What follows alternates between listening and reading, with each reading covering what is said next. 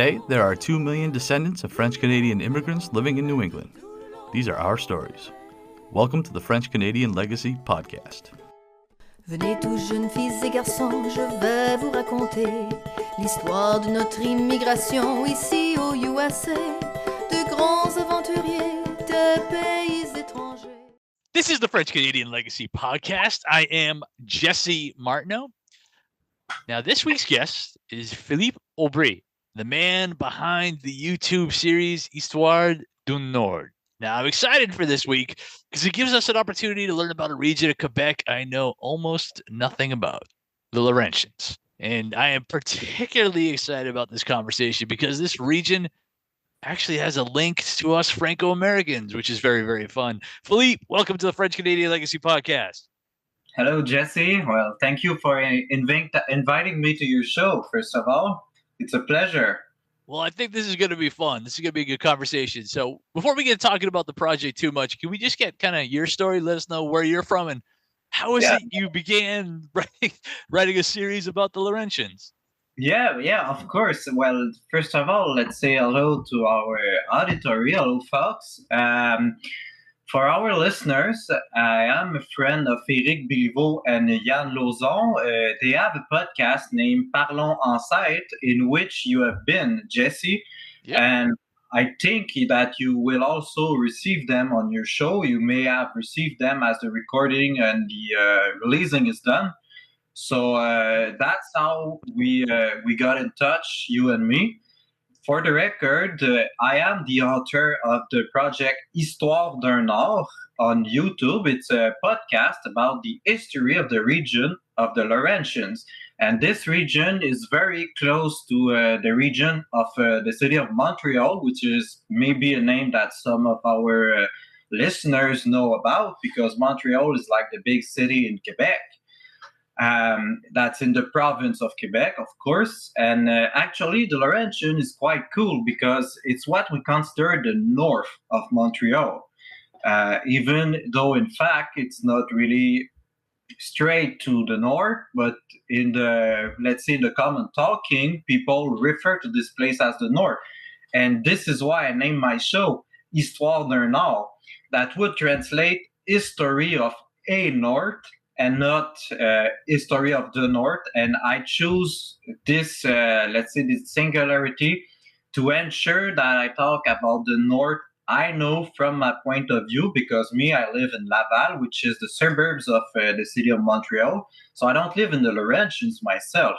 The thing is, I really like this region because my grandparents had a nice chalet, which was their principal home. But for me, I was going there for the weekends, and in the summer I learned how to ski in the Laurentians. So I took let's say I approached the region very like the tourists do, very much like the tourists they do.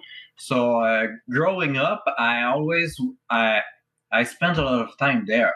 With the time, I started studying history. I have a bachelor degree in history in the Université du Québec à Montréal, at l'UQAM. My passion for history always have been, let's say, very intense and big. So it was kind of natural for me to mash up the passion for history and the history of the Laurentians, since for me it's a big childhood moment. But that didn't came right after my degree. After my degree, life brought me somewhere else, and I became a truck driver, which is it's quite an interesting mix, I would say. It's kind of surprising for some people. This is what I do for a living for 5 years now, and I would say I got into the trucking industry by, let's say, the influence of some friends. I had a friend when I was 20 years old. I was in university back then. He became a truck driver, and sometime I went with him to his job, and I found it very interesting. I mean, I like to be on the road, so being a truck driver was something kind of natural for me. I've been a truck driver 5 years, as I said, and the problem is, well, I'm an intellectual, so I need to stimulate my curiosity, and I have a deep passion for history. So being a truck driver is not very intellectual. And I had a friend of mine who started a podcast about the history of Montreal about 2, 3 years ago. And I was very close from that friend in the COVID period. We used to walk a lot together and we used to talk about our passions. And I kept talking about the history of the Laurentians. So one day he came to me, he said, well, why don't you start your own podcast? And I have to be quite honest, at that moment, it was kind of a joke he was telling me. I didn't felt like it was something needed in the podcast, but from my point of view, because as an historian, you always have to look who else wrote history before you. I realized by doing research that the history of the Laurentians is not something quite talked about in, let's say, bigger history book. That's not something we touch very much in school here, even though it's near from me. So there was not quite a lot of research already done. I found plenty of sources from, like, let's say, local sources, like Society of Historical Society, and let's say older references. And well, the podcast started with this idea that I had to present the history of that region because no one else did recently before me. So I decided, well, the podcast format is quite good to do that, especially in COVID. I mean, we couldn't get out as much. We had much more time. So I decided to release a first series of 11 episodes in which I presented the Laurentians, the geography of the region, the First Nations, the first settlement, why we decided to colonize the Laurentian, because we have to understand that there is a project to colonize the place, and that's what we will talk about today. Sure. And in those 11 episodes, I went up to today. In the meantime, I also create an Instagram account, which is linked to a Facebook page that has the same name as my podcast YouTube channel, Histoire d'un Nord. We could also share it if we want. Absolutely. I have to mention, this is quite important in the project for our listeners, all of my research has been done in French. So, I mean, maybe even if you're curious about that, you might not understand my exposure, all of which I explained about the history of the Laurentians. But still, I mean, today I can present you a little bit of my research in English in this podcast. So thank you again. So let's say that's how I began. No, Thank you. Very, very cool. And there are plenty of people who listen to this podcast who speak French. So we'll be happy to direct them to your project. But let's start at the beginning then. The early history of the Laurentians. What do we know kind of about the first people in that area? Well, okay, let's say I have maybe to settle the geography of the Laurentians. Oh, sure, please. Absolutely. Before I talk about the First Nations. But something we have to understand that the Laurentians are nowadays one of the 17 administrative regions of the province of Quebec, Canada. There are no governments for these regions. They mostly serve the purpose to organize the public services given by the provincial government, and also they are used for census functions right now. There's about 600,000 people living in the Laurentians today, which is not quite that much when you look, when comparing to some other regions in Canada or even in Quebec, let's say like the Greater Montreal area, which is quite inhabited. Historically, this term has always referred to a territory that is close to, let's say, it's today's boundaries.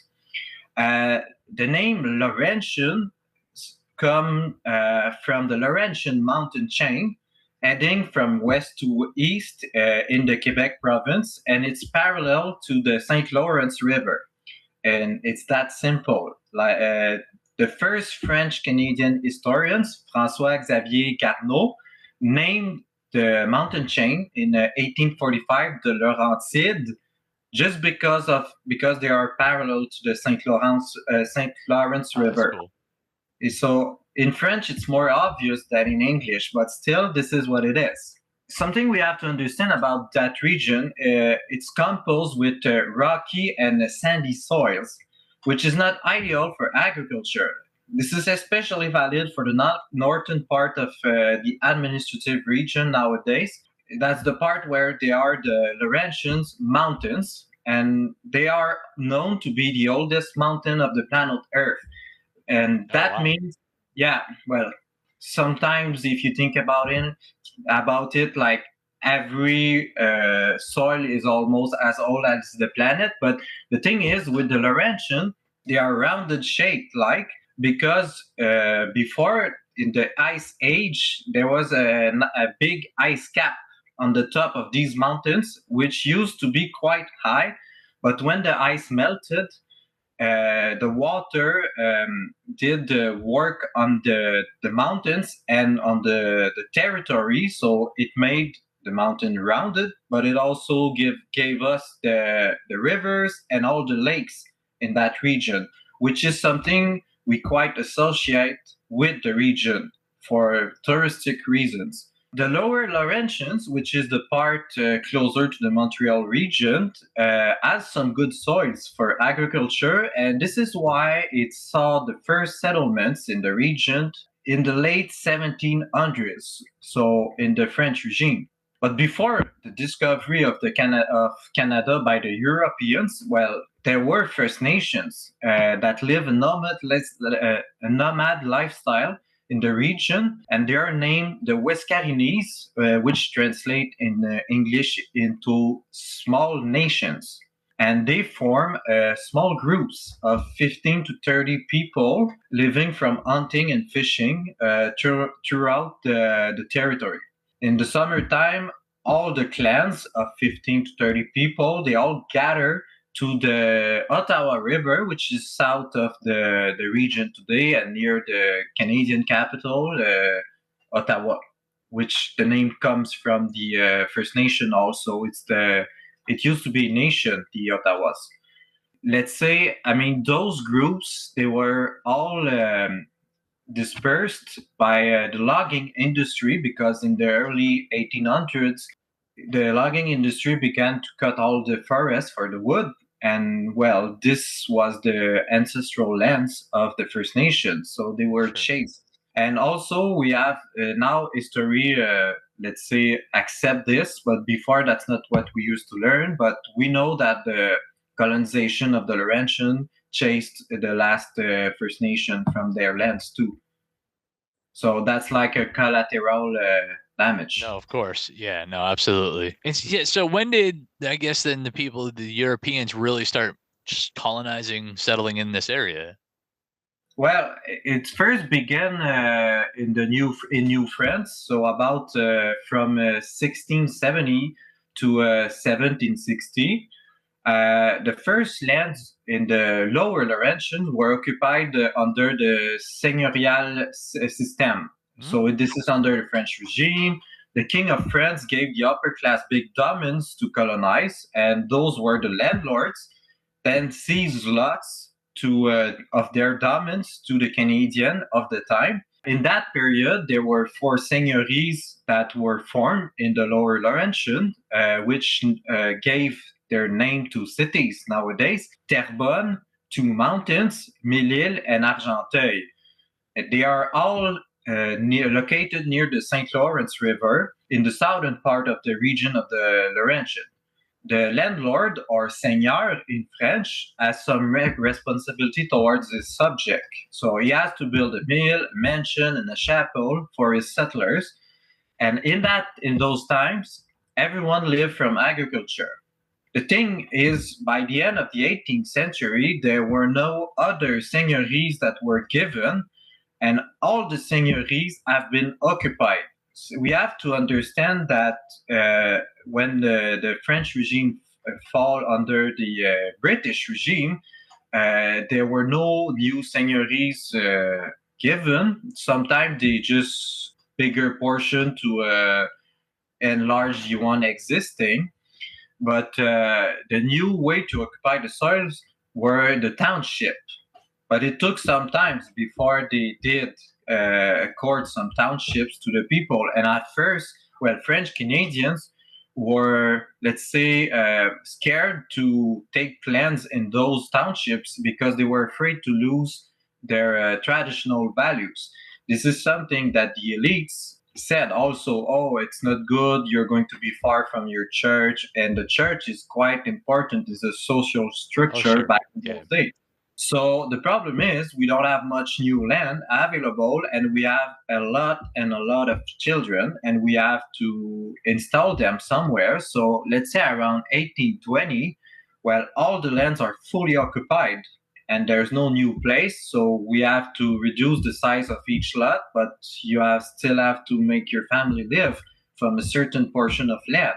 And the other thing is that the seigneurs from the seigneuries, they were not quite open to open new land, so they were selling very highly at high prices their lots remaining. So this caused a crisis in the Lower Canada in those days, and which led to the rebellion of 1837. And you receive a guest, Patrick Lacroix, on that subject. So I won't go back that story again, but we have to know that the Patriot Revolution takes place in the Lower Laurentides too, because one of the big battles was in Saint-Eustache, and Saint-Eustache is in the seigneurie of Rivière-du-Chêne, which was before Mélile. And the problem there was that the seigneur was not quite liked by his settlers, because he was quite, arrogant. And he decided, well, I don't care about like the French Canadians. I mean, they have their problem, and I'm not going to cede to what they demand. And the Patriot Party, which led the Patriotic Revolution, and Louis-Joseph Papineau is the chief of the Patriot Party. Well, in his demands, he wanted to abolish the seigneurial regime.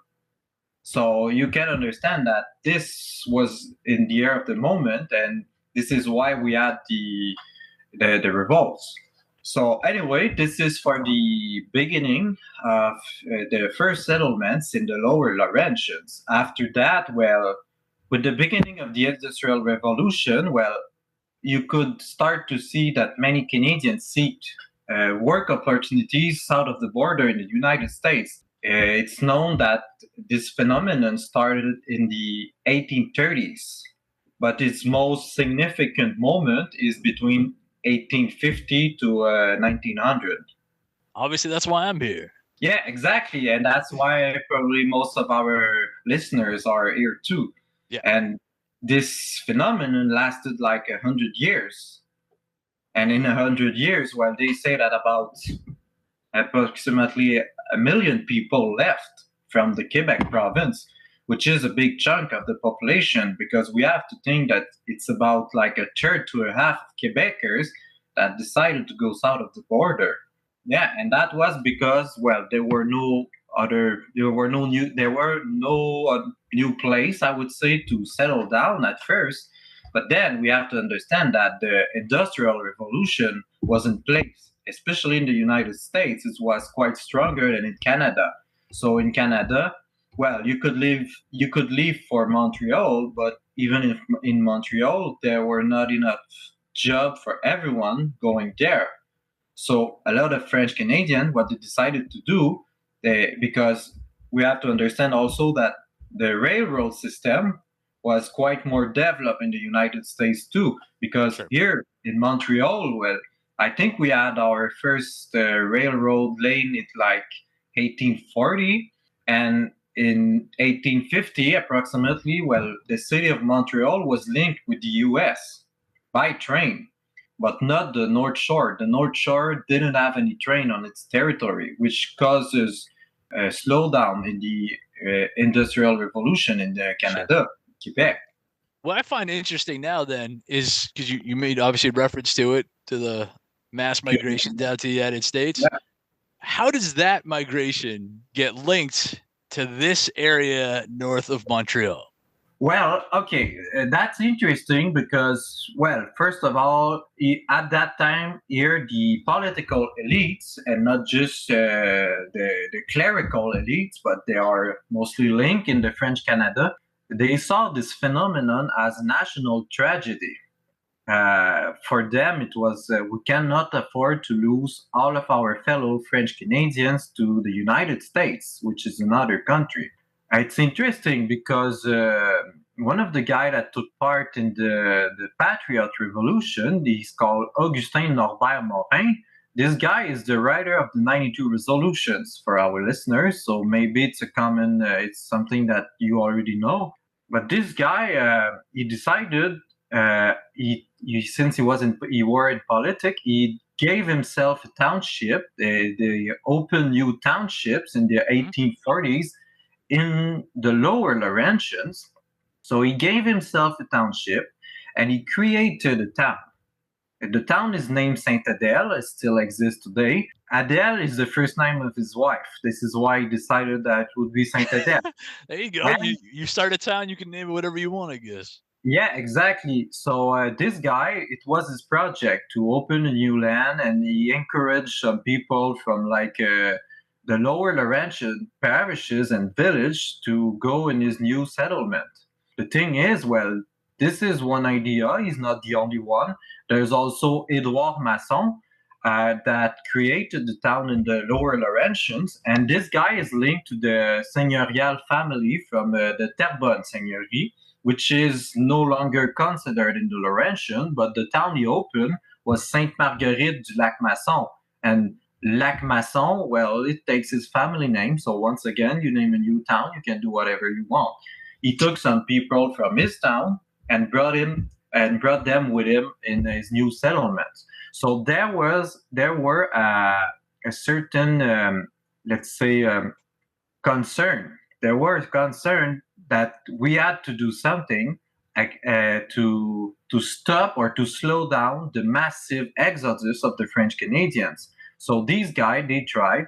They come before the Curé Antoine Labelle did his big project, but surely Antoine Labelle, when he grew up, he heard about those things because when he went to school, because he's a cleric, so he has a good education. He did what was like the high school of the time. He went to the seminary. He went to the seminary in the lower Laurentians because Curé Labelle is a guy from my town. He was born in Sainte Rose in Laval. So for me, it's kind of something close, which probably helped me choose this subject to talk about also. And in his study, he developed quite an interest for the national questioning. To save the nation, he studied a lot agriculture. He was impressed by how the U.S. were doing great. I mean, they had the Industrial Revolution going on. Their cities were filled with people. They had trains everywhere. And Curé Labelle is not quite the ordinary cleric. I mean, this guy was for the technologies of his time. The thing is, when he became a priest in 1856, his first parishes, the first two parishes that he was sent to was at the limit of the U.S. border. He saw people walking in his village going to the United States for I guess for 8 years. He saw that every day. And the parish where he lived is Saint Bernard de la Colle. This is the second one, which is the customs right now. But it was very poor at the moment. So the priest doesn't have much more money than his followers. And he asked his superior, well, can you send me to Little Canada in the United States? I'm going to make a good life. And the superior, he told him, no, I have another project for you. He was sent to Saint-Jérôme, which is like the capital city of the Laurentians. And at the moment, it was quite a big town. Saint-Jérôme is about 40 kilometers or 25 miles north of Montreal. So it's very close. When he arrived he saw that people before him tried to colonize the Laurentians, like Augustin Norbert Morin and Edouard Masson. And it was quite a revelation for him. It was like, okay, I found my mission. And all of his life at this moment, so this is in 1868, all of his life was then dedicated to colonizing the Laurentians. How successful was he? Because it seems like there's a whole lot of us here. That's the aftermath, because we have to understand that it was quite a difficult region to colonize. Well, first of all, going to the Laurentian in those years, you were isolated from the others because there were no train, and Labelle knew that without train there wouldn't be a success for his adventure. So he was quite implied in politicals. He had a lot of friends. He even had corresponding with director of the Canadian Pacific at the time to make sure he had a train in his Laurentian, because we have to understand that the Laurentian is quite like his kingdom. He had a project to establish so much French-Canadian that it would become a new country. And his objective was to go from, let's say, the Rivière-des-Mille-Îles, which is the southern boundary of the Laurentian, to Manitoba. Because in those days, you could That's huge. Yeah, that's huge, because in those days, you could only claim the new land only by setting some people on them. There were no borders like today. Well, that was his goal. So he knew that if he had a train, he could succeed. He could install farmers everywhere, but he has quite a larger vision. I mean, with the help of the trains, he could build a massive industrial structure, because that was his dream, to create a lot of cities with a lot of industry linked to the train to Montreal and the United States. The thing is, he was a big dreamer and he had a lot of energy, so he succeeded, like, let's say, a little bit, but he was impatient because his project was not going as fast as he wanted to. So in the end, let's say, to resume, there's probably 5,000 people that chose the Laurentians over the course of maybe 25 years, which is not so much, considering that probably in those days, like 100,000 people chose the United States. But still, he tried something and he opened a new region. The fun part is that today we can enjoy this region because of this guy, because, well, as an historian, and I know very well the region, but I have an interest in whatever is transportation, because I'm a trucker.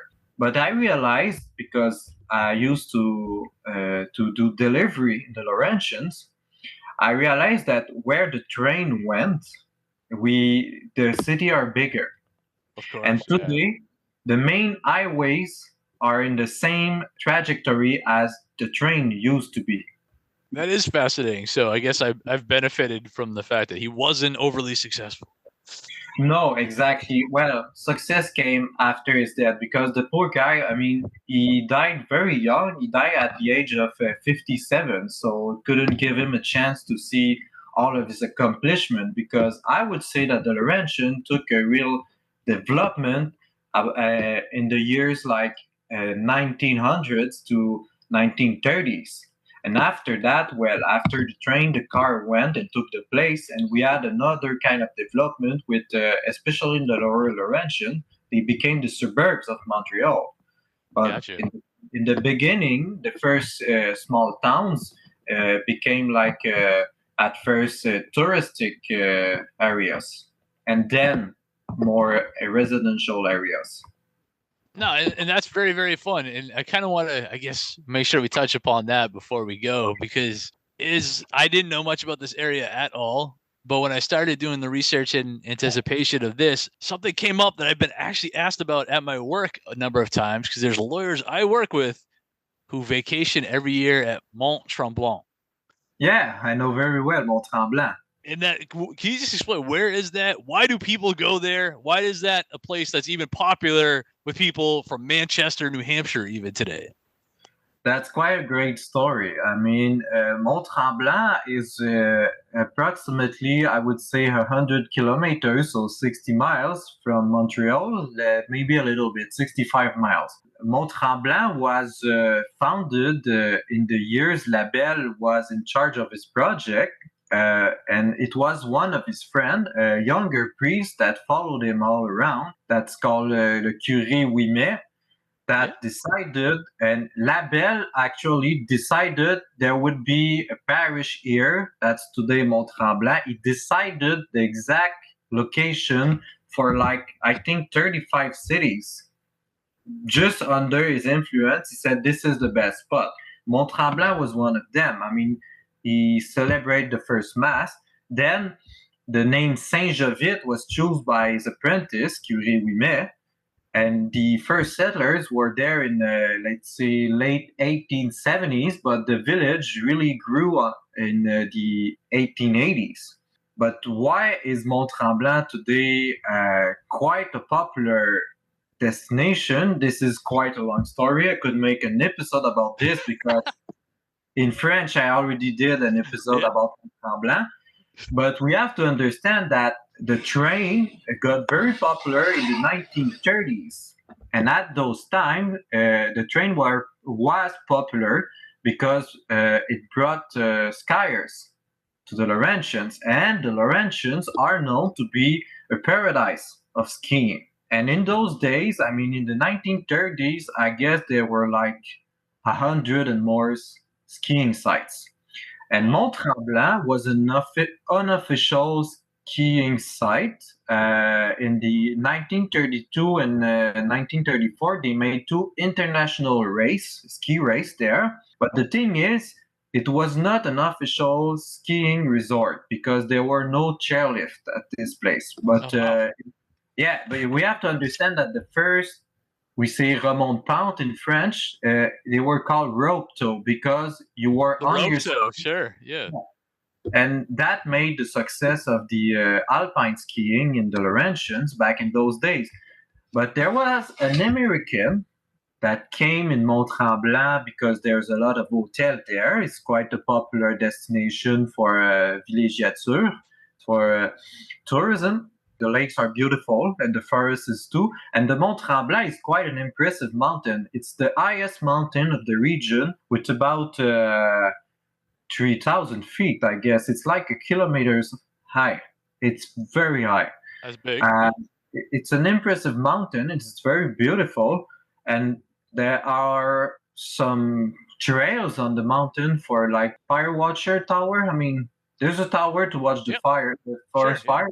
Yeah. And that's why they decided in first place to do the race in 1932. It was like wild trails. I mean, they just got down the mountain between the trees and the rocks. One day, an American named Joe Ryan, he was in visit in Mont-Tremblant, and he asked to visit the mountain. I mean, I want to go up there and see the place. And this guy was full of money. And when he came back, he said, I'm going to make a resort there. So the priest of the village of Mont-Tremblant was quite in touch with Maurice Duplessis, the Prime Minister of Quebec in those days. So he made an arrangement with the Prime Minister. He said, hey, I have an American that have a lot of money to invest in Mont-Tremblant. Do you give us the okay?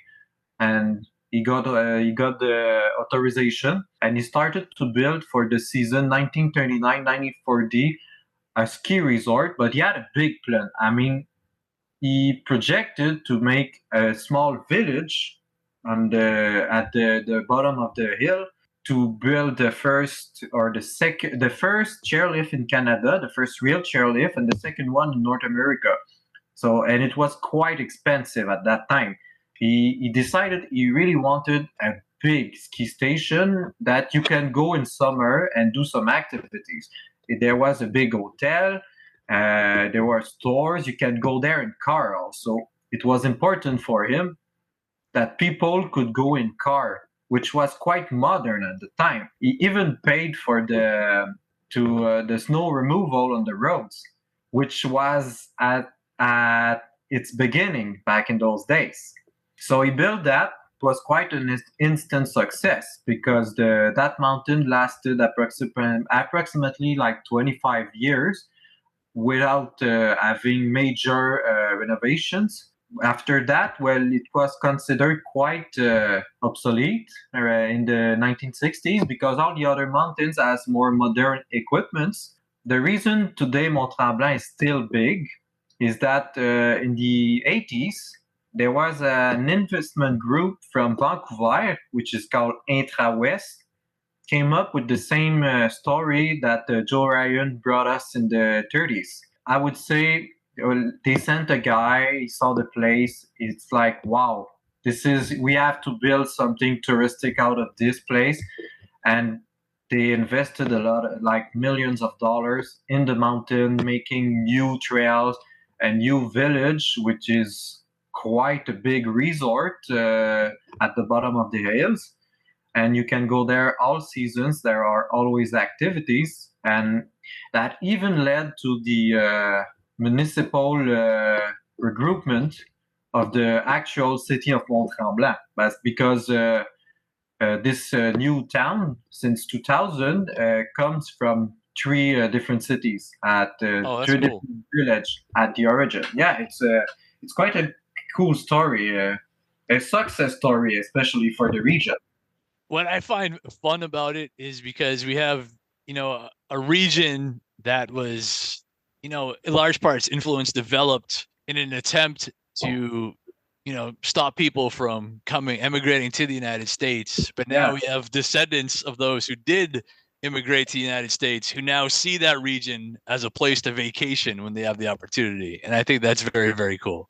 Yeah, and I can add something interesting because I haven't thought of that point, but I've seen in my research that back in the Curé Labelle's day, when he was the priest of Saint Jérôme and he had his big project for the Laurentians, he went to the United States to tell the people that that did the exodus, do you want to come back to Lower Canada, to Quebec?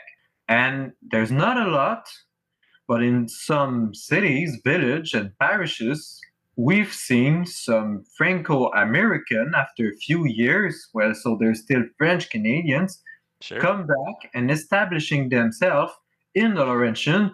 Some of them have settled down in Saint-Jovite, which is aujourd'hui Mont Tremblant, which is today Mont Tremblant that we just talked about. So, I mean, he tried, and some people saw it, and they said, okay, we might go back and try what the Curé Labelle has to offer us. So, but yeah, it's a good point that probably in the, let's say, 1920s, 1930s, or even up to the 50s, that some Franco-American could have gone in vacation in the Laurentian. It is now, exactly. I think it is just a cool story. Yeah, he comes down here trying to recruit people to go up to that region. Maybe 100 years later, they go up to that region, but it's to go skiing now. Yeah, exactly. Which is fun. All right. Well, this has been a really, really cool discussion. We have been speaking with Philippe Aubry, the man behind an awesome YouTube series, Histoire du Nord, talking all about the story of a really fascinating region, the Laurentians. Philippe, thank you so much for joining, sir. Thank you very much, Jesse. Bye-bye. Now our fathers look at us and sigh with despair, to think that everything they love we simply do not share. But the spirit never dies, our culture will survive. Each of us must choose how much to keep alive. Each of us must choose how much to keep alive. Special thanks to Josie Vachon for providing the music. You can find more about her at josievachon.com. This podcast was produced and edited by Mike Campbell. If you have any questions or comments, please email us at fclpodcast@gmail.com. You can also follow us on Facebook, Twitter, and Instagram at FCL Podcast for more information about the topics discussed. If you enjoyed the show, please subscribe and leave us a review on iTunes or wherever you listen to this episode.